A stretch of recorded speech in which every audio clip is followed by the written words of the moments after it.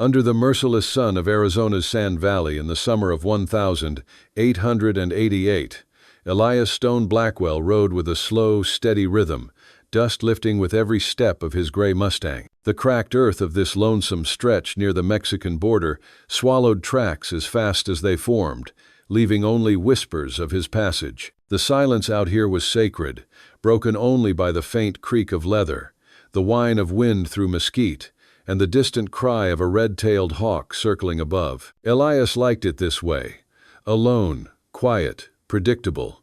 His broad shoulders, scarred from shrapnel in the Civil War, hunched slightly under a faded denim jacket. His face, weathered like the cliffs around him, bore a map of grief, deep lines etched around gray eyes that rarely met another's gaze. At 38, Elias was a man carved from stone, his heart a locked vault since the raid that took his wife, Clara, and their 6-year-old daughter, Rose, in '83. Every evening, he knelt by their nameless graves behind the ranch, whispering apologies to ghosts who never answered. If you're hooked on cowboy love stories like this, drop a 1 in the comments to join the Wild West Love Mysteries community. The air shimmered with heat as Elias trailed a stray mare, lost since dawn.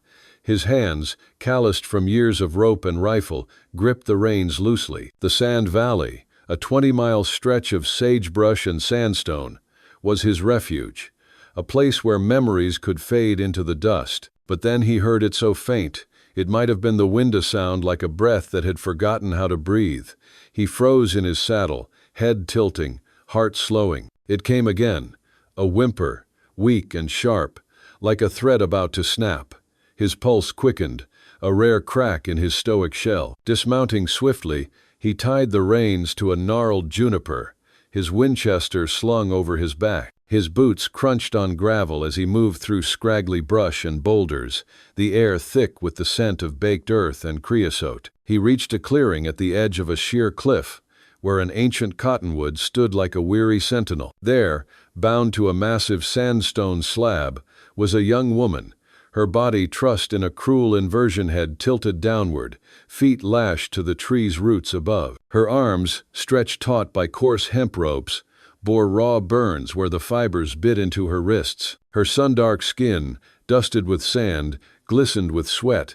Her long black hair, matted with blood, hung like a tattered curtain. Her chest rose in shallow, erratic breaths, each one pushing her body closer to the cliff's edge. Right next to the rock, driven deep into the earth, was a crude wooden sign, scrawled with the words, "Don't mess with the white man." A mysterious, ominous symbol was carved onto her forehead, mark of a notorious criminal gang. Blood seeped from the ropes on her ankles, and each labored breath made her body sway more precariously over the cliff edge. A crude symbol, jagged and red, was carved into her forehead, a mark of the Blackthorn gang, notorious for their brutality in these parts. Elias stepped back, bile rising in his throat.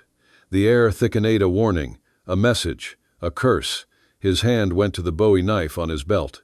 "Jesus," he muttered, voice rough as gravel. "What the hell did they do to you?" Her head lolled slightly, eyes fluttering open dark, frightened, unfocused. She was young, maybe 19, with a high brow and a strong jaw, her cheeks hollow from thirst. Dried blood crusted her cracked lips. Elias scanned the ridges, the rock snow movement. No sound, just the wind brushing dead leaves like whispers of ghosts. His fingers trembled as he approached, the weight of that symbol screaming at him, echoing sins he'd never committed, but felt guilty for all the same. "You hear me, girl?" he asked, voice hoarse. No response. "I ain't here to hurt you," he said softer, almost to himself. His boots crunched closer. The ropes were old mesquite fiber, knotted tight to make her suffer, not just die. Whoever did this meant for her to be a warning. He pulled his knife, its blade glinting in the noon sun. "Hold still," he said, though she barely stirred. The rope groaned as he sliced, each cut deliberate, his hand steady despite the storm in his chest. She fell forward, limp like a broken doll, and he caught her just in time, her body warm, burning even, and light as a child's in his arms. Her breath was a faint rattle, but she was alive. Elias eased her to the ground, kneeling in the dust. He pulled a canteen from his belt, soaked a bandana, and dabbed her cracked lips. "Easy now," he murmured. "You're safe for the moment." Her eyes flickered, locking onto his for a fleeting second, wild and wary, like a cornered doe. Her hand twitched, clutching weakly at his sleeve, then fell limp. "Got a name?" he asked gently, brushing a strand of hair from her face. No answer, just a shallow breath. "Reckon we'll find one for you," he muttered, his voice a low drawl, thick with the cadence of Arizona's borderlands. He draped his jacket over her shoulders, the denim swallowing her slight frame. Standing, he lifted her with effort, cradling her like something not yet broken. The sun was dipping low, casting long shadows across the valley.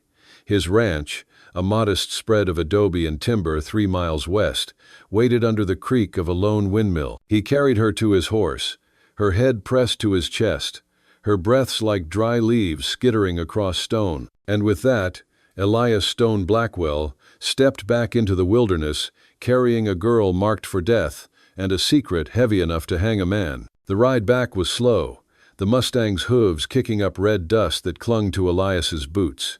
Sand Valley stretched around them, a sea of sagebrush and silence, broken only by the occasional howl of a coyote. At the ranch, he eased her down, carrying her inside to a cot in the single-room house. The walls, patched with sheet metal, glowed faintly in the lantern light. Her eyes fluttered open dark, wide, distant, but they watched him, wary as ever. He set a basin of water by her feet, dipping a cloth to clean the blood and dust from her skin. His movements were gentle, reverent, like tending a sacred relic. She flinched at his touch, just barely, and he paused, waiting. When she didn't pull away, he continued, careful not to meet her gaze too long, though he felt her eyes on him, sharp as a half-drawn blade. "You're safe here," he said, breaking the silence. "Just cleaning up a bit." No reply, but her lips parted, a breath escaping. "Reckon you don't talk much," he muttered, not unkindly. "That's all right. Silence is better than most things round here." He wrapped her wrists in soft cloth, the burns red and angry against her skin. "Remind me of a river I saw once, down near the Gila," he said quietly, almost to himself. "Looked dry, dead even, but after a storm, it ran deep and fierce. Had a Navajo name Ilara, they called it. Quiet but strong." He glanced at her, her features sharp in the lamplight cheekbones like ridgelines, lashes thick with sand. "I'll call you Kaylin for now. Suits you." She blinked slowly. No protest, just breath. Elias stood, tucking a blanket around her. He grabbed his bedroll, heading for the barn to give her space. The night was still, stars blinking like ghosts waking up. Inside, she dreamed of fire, of ropes cutting skyward, of hands rough but gentle, washing the hurt away without asking anything in return. The days in Sand Valley, Arizona, in that sweltering summer of 1888, unfolded with the slow, relentless rhythm of desert life, where time seemed to hang heavy like the heat that shimmered over the sagebrush and sandstone cliffs stretching across the 20-mile expanse. Elias Stone Blackwell moved through his chores with the same quiet precision he'd honed in the war, his broad hands mending fences, brushing down the Mustangs, or hauling water from the creaking windmill that groaned like an old man's lament under the relentless sun. His ranch, a patchwork of adobe walls and weathered timber 3 miles from the Mexican border, stood as a stubborn outpost against the vast emptiness, its shadows long and lean in the dawn light. Kaylin, as he'd named her, remained a silent presence in the single-room house, her slight frame curled on the cot, her dark eyes tracking his every move with the wariness of a hawk perched on a high ridge. Her sun-dark skin, still marred by bruises and the raw burns on her wrists, bore the weight of unspoken horrors, and the jagged red symbol carved into her forehead, a cruel brand from the Blackthorn gang, seemed to pulse with a life of its own, a silent accusation that thickened the air between them. Elias, his own scars hidden beneath his denim shirt, felt the weight of her gaze like a stone in his chest, stirring memories of loss he'd buried deep since that blood-soaked night in '83, when raiders left his wife and daughter as ashes in the wind. Each morning, Elias set a tin plate of cornbread and a cup of water near her cot, careful not to crowd her, his movements deliberate, like a man taming a wild colt with patience rather than force. He spoke to her in low, steady tones, his voice carrying the rough drawl of Arizona's borderlands, telling stories of the mustangs he raised, how the gray mare, Sable, could outrun a storm, or how the valley's red cliffs glowed like embers at dusk. Kaylin ate sparingly, her thin fingers trembling as they broke the bread, her lips cracked but no longer bleeding, her high cheekbones casting sharp shadows in the lantern light. Her silence was a fortress, unyielding, but Elias noticed subtle shifts. Her shoulders, once rigid as iron, softened slightly when he spoke. Her eyes, once wild with fear, lingered on him with a flicker of curiosity, like a desert spring catching the first light after a long drought. "Ain't much for talkin', are you?" he said one evening, leaning against the doorframe, his gray eyes catching hers for a moment before dropping to the floor. "That's fine. Words don't always mean truth out here." She blinked, her lashes thick with dust, and though she didn't speak, her gaze held his heartbeat longer, as if testing the weight of his kindness. One night, a thunderstorm rolled in from the south, its growl echoing across Sand Valley like a warning from the heavens, the wind howling through the mesquite and rattling the sheet metal roof. Kaylin stirred on the cot, her breath sharp and ragged, her body curling tight as if shielding itself from unseen blows. Elias, sitting by the fire, his hands idle for once, heard her mutter fragmented words in Navajo, jagged like broken glass. Fire, cold eyes, gold. Her voice cracked, a dry riverbed splitting open, and her hands clawed at the blanket. He crossed the room, his boots heavy on the creaking floorboards, and knelt beside her, his calloused hand hovering, unsure, before resting lightly on her shoulder. "Easy, Kaylin," he murmured, his voice soft as the rain now drumming the roof. "Ain't no fire here, just a storm passing through."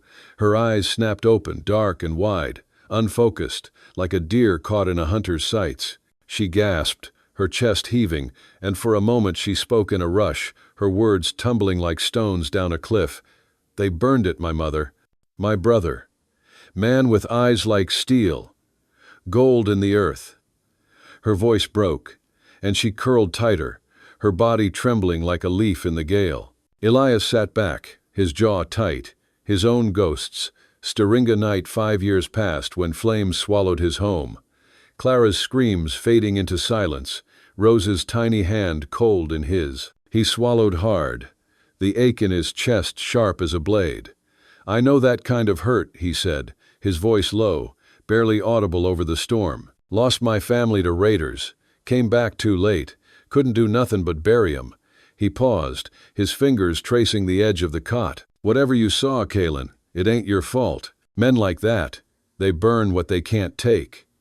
Her trembling slowed, her eyes locking onto his, no longer wild but searching, as if his words had carved a narrow path through her fear. She didn't speak, but her hand unclenched, resting open on the blanket, a small surrender to the moment. With a slow death intended for her and her hunters still lurking, 4 mornings later, Elias spotted a fresh boot print, smaller than his, sharp in the dirt near the corral, its cavalry heel gleaming with menace. He crouched, eyes sweeping the sagebrush-dotted ridges, seeing only heat shimmer, while inside, Kaylin sat by the window, her sun-dark frame rigid, her dark eyes fixed on the horizon, silent as a desert grave, her star-shaped scar a quiet warning of the danger still stalking her. Days later, at dawn, the valley lay still, the air heavy with the scent of damp earth and sage. Elias was splitting wood near the barn when hoofbeats broke the silence. 3 riders, dust curling behind them like a serpent's tail. The leader, Captain Garrett, a young officer in a crisp blue uniform, reined in his horse, his face sharp with purpose but softened by a flicker of doubt. "Elias Blackwell?" he called, his voice clipped. "Military. We're looking for a Navajo girl, wanted for murder and theft. Seen her." Elias set his axe down, his stance easy but his eyes hard as flint. He'd heard rumors of a massacre up near the Blackthorn mines, whispers of gold and blood, but he'd never trusted soldiers' justice. "Ain't seen no one but coyotes and my horses," he said, his drawl slow, deliberate. Garrett's gaze narrowed, scanning the ranch, while two rough-looking miners behind him, Blackthorn's men, no doubt shifted in their saddles, hands near their revolvers. "You sure?" Garrett pressed, leaning forward. "She's dangerous. Killed a man, stole from the mines." Elias's jaw tightened, the lie bitter on his tongue but steady as stone. "If I see her, I'll send word. Ain't no trouble here." The riders left, their dust fading into the horizon, but the air hung brittle, like glass about to shatter. Inside, Kaylin stood by the window, her slight frame wrapped in Elias's old coat, her eyes fixed on the retreating figures. She hadn't spoken, but her shoulders were tense, her fingers knotted in the fabric. "They're gone," Elias said, stepping inside, his hat in hand. "But they'll be back." Her gaze met his, not fearful now, but sharp, like a blade half-drawn, questioning his choice. "Why'd you lie?" she whispered, her voice dry as the valley's earth, the first words she'd spoken to him directly. Elias looked at her, his heart heavy and alive, the weight of his own past mingling with hers. "Out here, truth ain't always what men in uniform say it is," he said. "You're safe with me, Kaylin. That's my choice." She held his gaze, her eyes softening, and in that moment, trust cracked the silence just a little wider, like a seed breaking through parched ground, hinting at something deeper yet to grow. The stars burned cold above Sand Valley, Arizona, in the waning days of August 1888, their light sharp and unyielding, like the glint of a rifle barrel trained on the heart of the desert night, where shadows clung to the jagged cliffs and mesquite groves, stretched like skeletal fingers across the moonlit expanse. Elias Stone Blackwell stood on the porch of his adobe ranch, 3 miles from the Mexican border, his broad frame taut, his gray eyes scanning the horizon where the dust of Captain Garrett's riders had faded that morning, leaving behind a silence heavier than the heat that lingered in the cracked earth. Kaylin, the Navajo girl he'd named, stood just inside the door, her slight figure draped in his oversized coat, her sun-dark hands clutching the fabric, her high cheekbones catching the flicker of lantern light that danced like a restless spirit across the room's rough walls. The raw burns on her wrists, though bandaged, seemed to pulse with the memory of her torment, and the jagged red symbol on her forehead, a cruel brand from the Blackthorn, gleamed faintly, as if it held secrets too dangerous to speak. Elias felt her presence like a weight on his soul, her quiet strength stirring something in him, he thought, long buried since the ashes of '83. When his wife and daughter burned in a raid that left his heart a scorched ruin. The air was thick with unspoken promises, and he knew, as the wind carried the faint howl of a coyote across the 20-mile valley, that time was running out. Inside, by the fire's dying embers, Elias packed a saddlebag with jerky, a canteen, and a spare knife, his movements precise but heavy with purpose, like a man carving his own epitaph. Kaylin watched, her dark eyes no longer wild but steady, like a river finding its course after a storm. And when he glanced at her, she spoke, her voice low and cracked, carrying the cadence of her Navajo tongue beneath the English she'd learned from traders. "They'll come back," she said, her words a blade slicing through the silence. "They always do." Elias paused, his calloused hand tightening on the leather strap. "Then we won't be here when they do," he replied, his Arizona drawl steady but laced with iron. "There's land south of the border, in the Sierra Madres, where your people might still be free. We ride tonight." Her gaze held his, searching, and then she stepped closer, her bare feet whispering on the floorboards, her breath catching as she spoke. "My name's not Kaylin," she said, her voice trembling like a leaf in a gale. "It's Ilaramean starlight in my tongue. I saw what they did, Elias. The man with steel eyes, Blackwood, he burned our camp for gold, killed my kin, left me as a warning." Her fingers brushed the scar on her forehead, and her eyes burned with fury and grief, a fire that could outshine the stars. Ilara's voice trembled, her sun-dark hands clutching the blanket as she spoke of her grandmother, a century old, pressing her ear to the desert earth. Hearing the enemy's approach, she stacked stones in a wolf shape, signaling an ambush, Ilara said, her eyes distant, reflecting Sand Valley's starlit cliffs. The chief lit 3 smoke columns, warning of danger. Most villagers fled, but grandmother told us we'd fight to the last breath for our land. Elias's chest tightened, her words cutting deeper than any blade, echoing his own ghosts of loss and guilt. Elara's hands fell to her lap, her slender frame trembling, silent at first, like a desert trembling before a storm. Then raw, jagged sobs broke free, her body curling inward, arms clutching her knees, her dark braid a veil shielding her anguish. The grief, too vast for her slight form, spilled out in shuddering waves, echoing Sand Valley's wind. Elias sat still, his gray eyes steady, offering no hollow words. Instead, he pressed his calloused hand into the dust beside her woven star, fingers splayed, a quiet vow of presence. Not touch, but a shared scar in the desert's heart. He nodded, his jaw set like the cliffs that guarded the valley. Elara, he repeated, tasting the name like a prayer. We'll make it through this, you and me. Her lips parted, no sound at first, then a whisper. Why risk your life for mine? He looked at her, his gray eyes soft but unyielding, like stone worn smooth by a river. 'Cause I've seen enough blood spilled for nothing, he said. You're worth more than their lies. Her hand reached out, hesitating, then touched his arm, her fingers light but firm, a silent vow that bound them in the flickering light. Elara's dark eyes searched Elias's face, her voice a whisper like Sand Valley's wind. Why save me, a Navajo? Elias paused, his gray eyes heavy with ghosts. I came home to embers once my wife, my girl, gone. I froze, too weak to fight the flames. He stepped closer, his calloused hand cupping her cheek, gentle as starlight. I don't love skin, Elara, I love the fire beneath. Her breath caught, eyes glistening. She pressed her face into his palm. Their kiss, tentative then deep, bloomed like desert rain, shadows merging on the adobe wall, a quiet vow sealed. We got a ride, Elias said, securing the last strap on his saddlebag, his voice low as Sand Valley's dusk. Elara nodded, her dark eyes steady, already sensing the urgency. South, past the border, he continued, his Arizona drawl firm like the cliffs around them. In the Sierra Madres they say Navajos still roam free, far from soldiers, far from scars. He paused, his calloused hand brushing hers, a silent vow. We'll make it if we ride hard.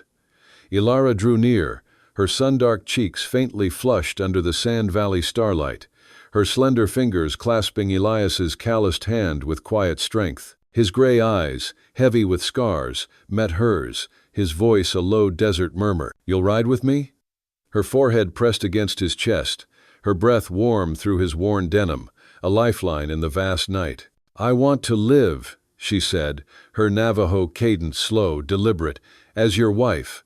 Her words, like a river breaking through stone, bound them, their shadows merging on the canyon wall, a vow etched in starlight. Her star-marked forehead gleamed, her resolve aflame in the desert night, binding them to a shared horizon. By midnight, they were saddled, Elias on his gray Mustang, Sable, and Elara on a bay mare, her frame small but resolute, her braids swaying like a dark river as they rode into the desert under a sky studded with stars like scattered diamonds. The trail south was treacherous, winding through canyons where the walls loomed like silent judges, the air thick with the scent of creosote and danger, the silence broken only by the clatter of hooves on stone and the distant wail of wind through the mesquite. Elias rode ahead, his Winchester across his lap, his senses sharp as a hawk's, every shadow a threat in the moonlight that painted the valley silver. Elara followed,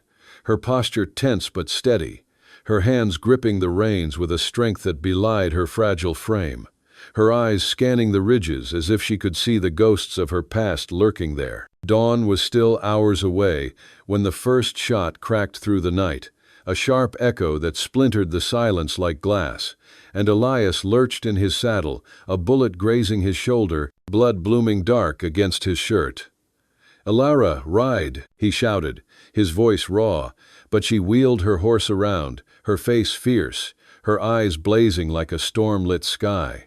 "No!" she cried, her voice a thunderclap, as another shot whizzed past, striking the rock behind them. From the ridge, 3 figures emerged, Blackthorn's miners, their rifles glinting, their faces shadowed but their intent clear as death. Elias slumped, his vision blurring, but Ilara dismounted, her movements swift and feral, like a mountain lion cornered but unbowed. She dragged him behind a boulder, her hands trembling but sure as she tore a strip from her skirt to bind his wound, her breath hot and quick against his cheek. "Stay with me," she hissed, her voice a mix of fear and fury, her fingers slick with his blood as she pressed the cloth tight, her dark braid falling over her shoulder like a lifeline. Elias grunted, pain searing through him, but her touch grounded him, her strength, a fire that burned brighter than his fading strength. He gazed up at Ilara, pain and awe in his eyes. "You said you'd be my wife." She knelt, cradling his face. "I meant it." A faint smile broke through his pain. "Then we'd better survive this pass." She nodded, and for the first time since they met, Lena prayed not to the settlers' gods, but to the spirits of fire, wind, and survival. Love here was a reckless bet, and tonight they staked everything. The tent flaps stirred in the river breeze, moonlight threading through the seams like silver. "You're too damn stubborn to die," she said, a faint smile breaking through her fear. And he managed a weak chuckle, his hand gripping hers. "Reckon you're right," he rasped, "but we gotta move." They stumbled into a narrow canyon, Ilara half carrying him, her slight frame straining under his weight, her resolve a beacon in the dark as bullets chipped the rocks behind them. The riders hesitated, unwilling to follow into the tight pass, and the shots faded into the night. In the shadow of the canyon walls, Elias sank to his knees, blood dripping onto the dust, his breath ragged but his eyes locked on hers, pain and wonder mingling like stars in a storm. "You didn't run," he said, his voice a low scrape. "Meant what I said," she replied, kneeling beside him, her hand cupping his face, her touch warm against his cooling skin. "I'm Ilara, and I fight for what's mine." Lem. Hours later, as they hid in a shallow cave, the air cool and heavy with the scent of damp stone, a new sound broke the silence. Hoofbeats, slow and deliberate. Elias tensed, his hand on his knife, but Ilara's eyes widened, not with fear but recognition. Captain Garrett emerged, alone, his uniform dusty, his face no longer sharp with duty, but softened by doubt. "I heard 'em talkin'," he said, his voice low, urgent. "Blackwood's men there coverin' up a massacre. I'm not here to take you, Ilara. I'm here to help." Her gaze flickered to Elias, questioning, but his nod was steady, a silent trust forged in the crucible of their flight. The desert held its breath, and in that moment, their bond forged in blood, fire, and defiance, became a vow to face the truth together, no matter the cost. The dawn broke over Sand Valley, Arizona, in late August 1888, casting a golden glow across the mesquite groves and sandstone cliffs, the light soft and warm, like a promise of redemption woven into the desert's heart. The air, once thick with the threat of violence, now carried the sweet scent of sage and the gentle murmur of a river winding through the valley. Elias Stone Blackwell leaned against the smooth stone of a shallow cave, his shoulder bandaged, the wound beneath no longer bleeding but mending, a quiet testament to his survival. His gray eyes, etched with the scars of war and the loss of his family in '83, softened as they traced the horizon where the dust of their pursuers had faded into the night. Beside him, Ilara knelt, her sun-dark skin glowing in the morning light, her slender fingers adjusting the cloth around his wound with gentle care, her dark braids swaying like a river's current. The jagged red scar on her forehead, once a cruel brand of the Blackthorn gang, caught the dawn's light, now a symbol of her resilience. Captain Garrett, his blue uniform faded but his young face alight with quiet resolve, stood at the cave's mouth, his Colt revolver holstered, his posture eased by the fragile trust that bound the trio together. The night before had been a storm of desperation.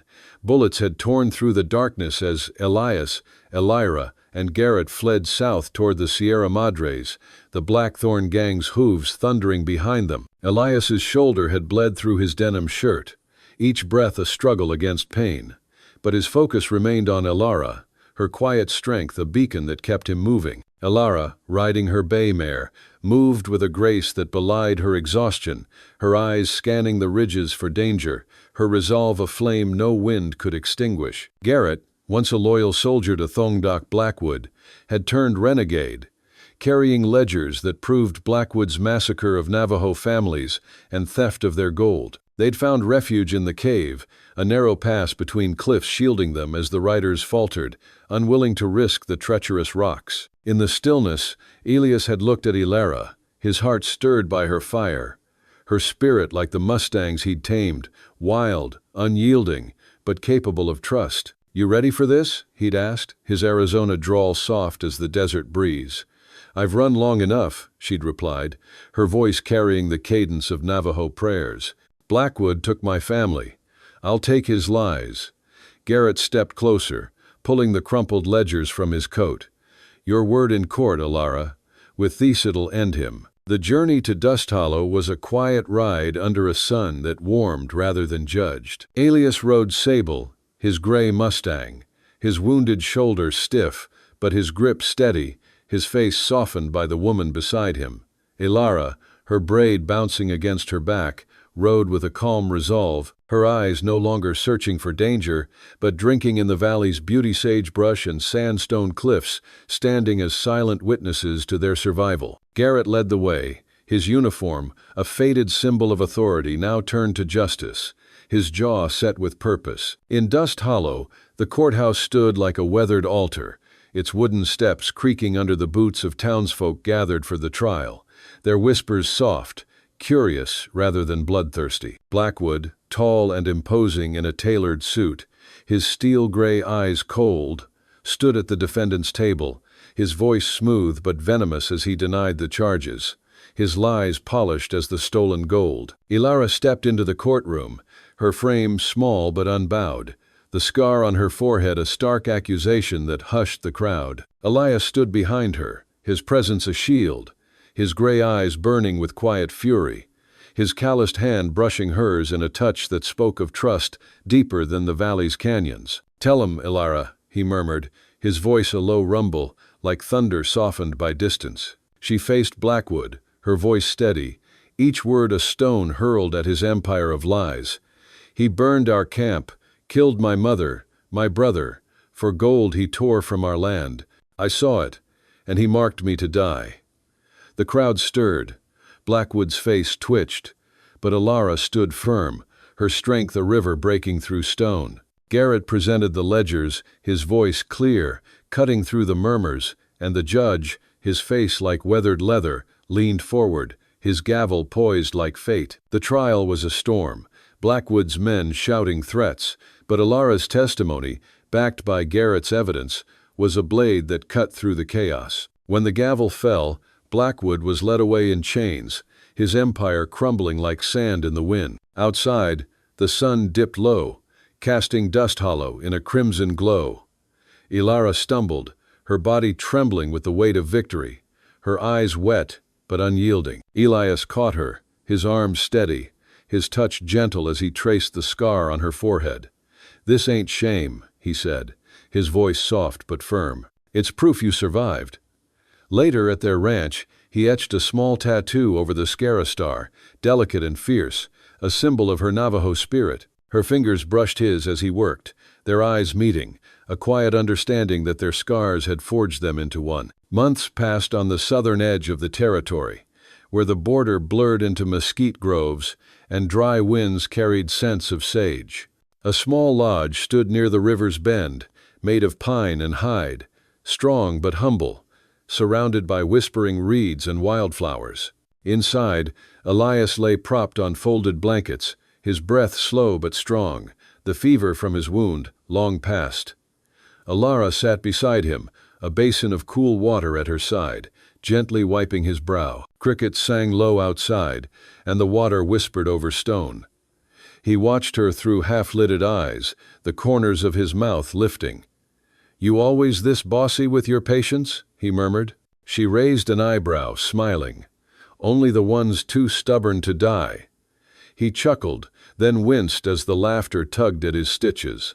She hushed him, her palm over his chest, steadying him. The silence deepened, not awkward but full, like the valley itself. Tell me something true, Elias said, his voice softer, raw. What's your real name? She hesitated, then guided his hand to her chest, over her heart. Elara, she said. It means starlight. My mother gave it to me. Elias closed his eyes, letting the name settle like a prayer. When he opened them, warmth shone through his weariness. Elara, he repeated, tasting the word. You're the only peace I've ever known. She held his hand tighter, her eyes glistening but steady. The ranch became a sanctuary, its walls adorned with drying herbs and woven blankets, the creaking windmill singing a soft song. Elara, her belly gently rounded beneath a woven sash, sat cross-legged under the lodge's awning, stitching a tiny white shirt, her fingers sure as she hummed a lullaby that hushed even the distant coyotes. Elias, now stronger, trained a young mustang in the corral, his low commands patient and firm, his eyes often drifting to Elara's silhouette through the light curtain, a smile warming his weathered face. The lodge bore no trophies, just bundles of herbs, 2 books, and a child's blanket waiting to be finished. Elara moved through it like the breath of the place, grounding and full of quiet life. One evening, Elara walked to the river, her bare feet kissing the cool water, her braid loose and flowing. She laid both hands over her belly. Little one, she whispered, your father didn't just survive, he loved, and he kept his promise. Elias's footsteps padded across the grass, and he stood beside her, their fingers entwining without a word. Together, they watched the river drift under the dusk, stars blinking into view. No one had expected 2 hunted souls to find this a quiet patch of earth where love took root. Not the kind written in history books, but the kind that endured. The river flowed, peaceful, like her name, like their life, like something truly home.